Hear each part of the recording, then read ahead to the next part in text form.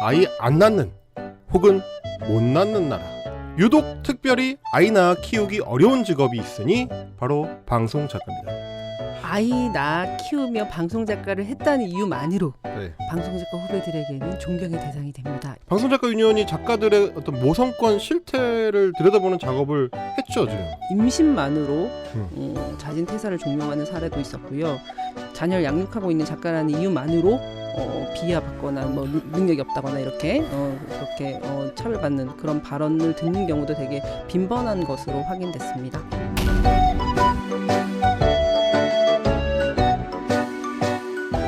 오늘 방송이 제가 서두에서 말씀드렸다시피 사실은 이미지 국장 외에 한 분 더 모시려고 했었는데 여기서 잠깐 모시지 못한 그분께 전화를 통해서 말씀을 좀 나눠보도록 하겠습니다.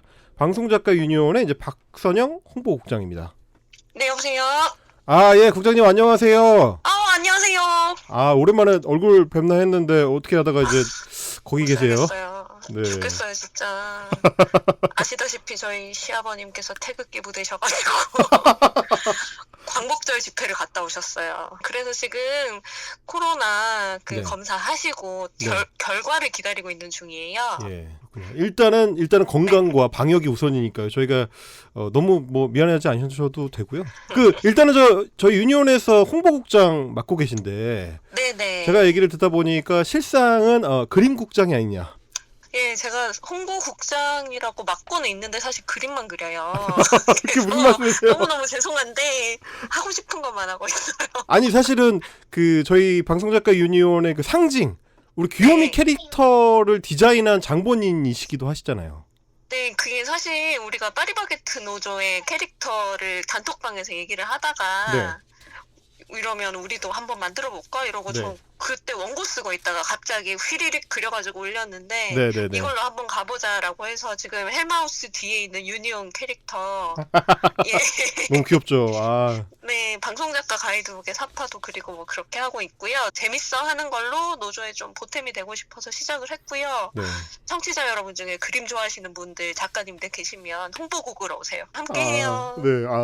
오늘 저희가 이제 방송 작가들의 모성권 얘기를 하고 있는데 네. 엄마 일을 하고 작가 일을 오랫동안 좀 병행을 해오셨잖아요. 네네, 그렇습니다. 저는 네. 이게 사실 방송작가 일은 2002년 월드컵 때 시작을 했고요. 네. 쭉 일을 해오다가 2013년에 아기를 낳고 산 후에 딱 한 달을 쉬고 그 사이에 원고를 다 써놓고 쭉 일하고 있어요, 지금까지. 잠깐만요. 한 달을 쉬었는데 원고를 다 써놨다는 건 무슨 얘기입니까? 제가 2개 프로그램을 하고 있었거든요. 한 개 프로그램 거는 다 써놓고 한 개 프로그램은 이제 친구 작가님한테 부탁을 해놓고. 아, 그러니까 어차피 내가 한 달 딱 쉴 거니까 네. 4주치 원고를 미리 써놓고 출산을 들어간 거군요. 그 원고를 마무리를 하고 있는 찰나 양수가 부족하다고 해서 그날 애를 낳아야 한다 뭐 이런 얘기가 있어서 오. 의사 선생님한테 안 됩니다. 저 오늘 원고 넘기고 애를 낳아야 아니. 합니다. 그래서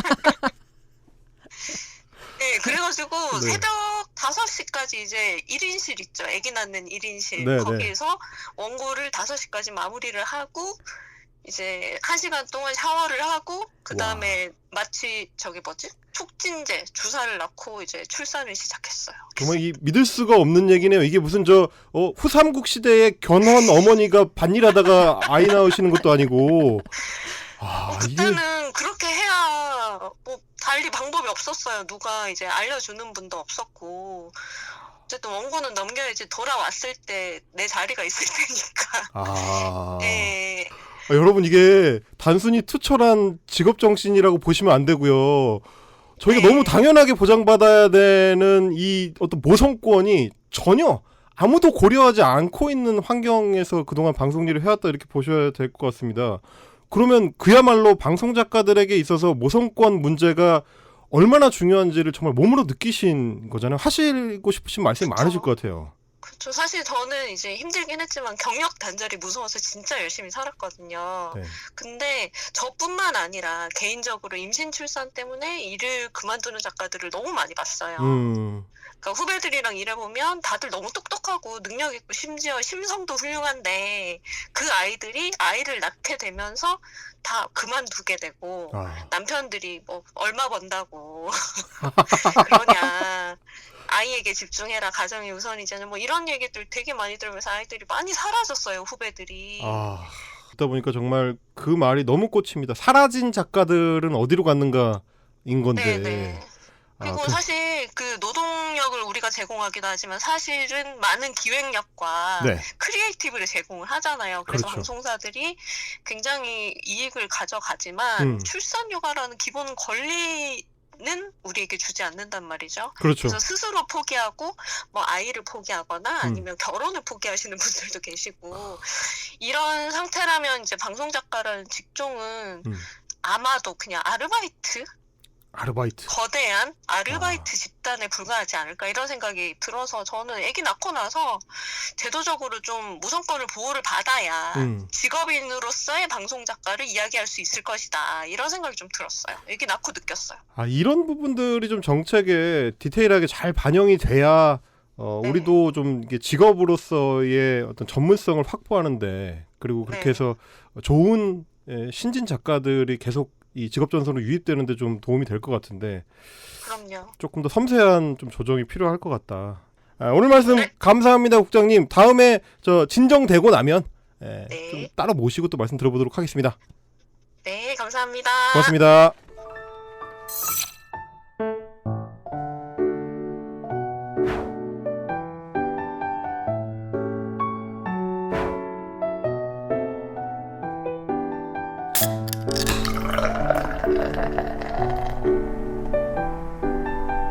방송작가위원회원이 지난 2018년에 작가들의 모선권 실상을 살펴봤던 그 실태조사 내용 지금 같이 보고 있는데요. 지난해에는 제가 좀 자료를 보니까 남성 육아휴직이 전체 육아휴직의 21%를 넘긴 걸로 나왔습니다. 그러니까 이제 육아휴직자 5명 중에 1명이 이제는 아빠다 이런 상황인 건데 그런데 이거는 다른 나라의 일인 것처럼 똑같이 세금 내는 시민인데 방송 작가들한테는 이게 그림의 떡인 상황이다 라는 게 맞죠, 국장님? 네.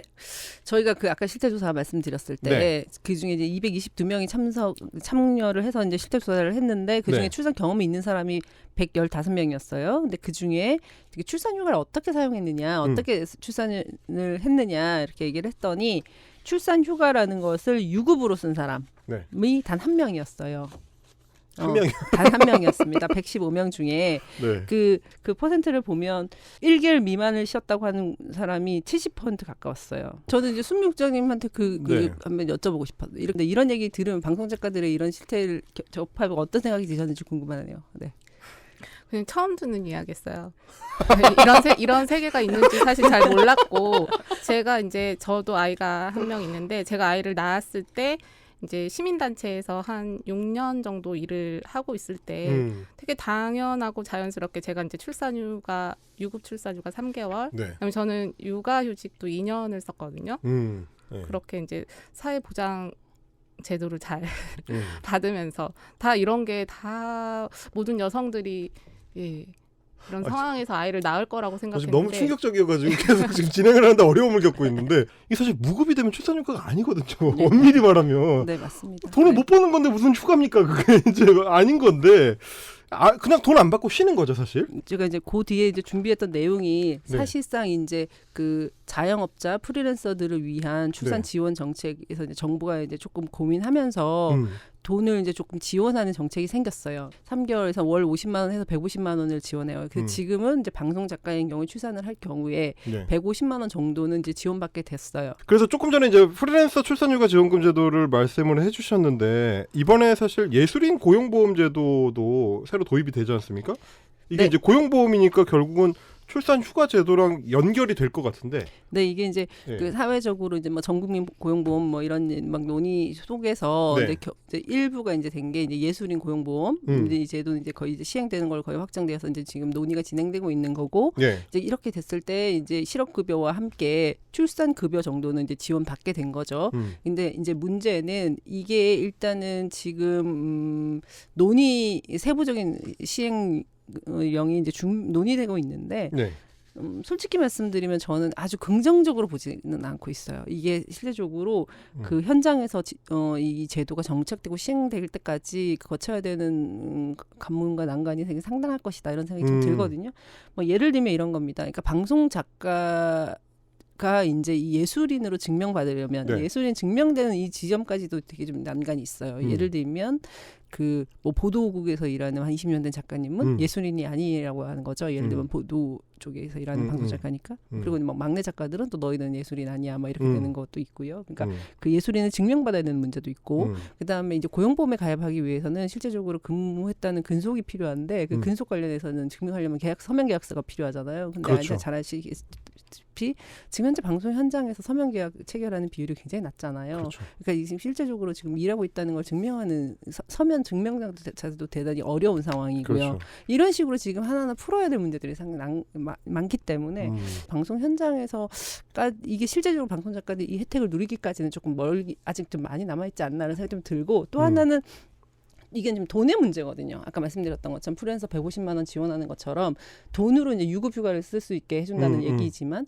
실질적으로 방송 현장에서 이게 지금 돈의 지원이 문제가 아니라 고용을 어떻게 보장해 줄 거냐. 보장하느냐에 관련해서 이 논의가 지금 되고 있지 않기 때문에 실질적으로 저는 조금 좀 우려되는 부분들이 있어서 지금 노조가 지금 이 예술인 고용보험 제도 관련해서 지금 좀 이렇게 이게 논의하는데 저희가 이제 주체로 들어가서 논의하고 있거든요. 그래서 방송 작가들에게 조금 유리한 방향으로 혜택이 있는 방향으로 이 제도가 시행될 수 있도록 저희 노조가 계속 노력하도록 하겠습니다.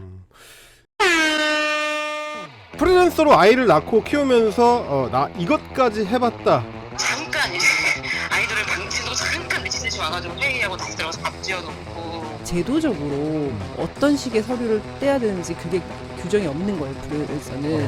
국가와 사회가 해줘야 될 일을 우리는 언제까지 우리끼리 알아서 해결을 해야 되는 겁니까? 네.